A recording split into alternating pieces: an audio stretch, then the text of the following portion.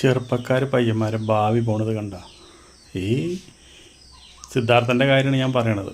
സിദ്ധാർത്ഥൻ അന്ന് വണ്ടി ഓടിച്ച കാർ ഇടിച്ചിട്ട് ഒരു ലോട്ടറി കച്ചവടക്കാരൻ ആശുപത്രിയിൽ നടന്നു. പക്ഷെ ഇന്നലെ രാത്രി അദ്ദേഹം മരിച്ചു. ഇപ്പം എന്തായി? കൊലക്കുറ്റത്തിനാണ് കേസുണ്ട് വരിക.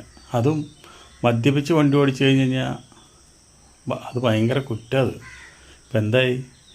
അദ്ദേഹത്തിൻ്റെ സീരിയലിൽ നിന്നെല്ലാം ഒഴിവാക്കി. അതുപോലെ തന്നെ ഈ മരണം കൂടി ആയോട് കൂടിയിട്ട് ചിങ്ങവനം പോലീസ് കേസെടുത്ത് ആളെ വിട്ടയച്ചതാണ്. പക്ഷെ ഇപ്പോൾ ഇത് കൊലപാതകമായിട്ട് മാറിയില്ലേ? വീണ്ടും അറസ്റ്റ് ഉണ്ടാവും, വീണ്ടും ജയിലിൽ എന്തായാലും പോകേണ്ടി വരും. അപ്പോൾ എന്താ വെച്ചിട്ടുണ്ടെങ്കിൽ ഇതൊരു മദ്യപിച്ച് വണ്ടി ഓടിക്കുന്നവർ പ്രത്യേകം ശ്രദ്ധിക്കുക.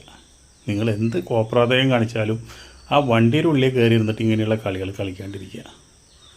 പാവപ്പെട്ട നിരപരാധികളാണ് റോട്ടിൽ കൂടെ നടന്നു പോണവരും ബൈക്കുമ്പോൾ പോണവരും സൈക്കിളുമ്പോൾ പോണവരൊക്കെ. അവരെ നെഞ്ഞത്തേക്ക് കയറാണ്ടിരിക്കുക. അപ്പോൾ ഒരു പയ്യൻ്റെ ഭാവി പോയ പോക്ക് കണ്ടില്ലേ?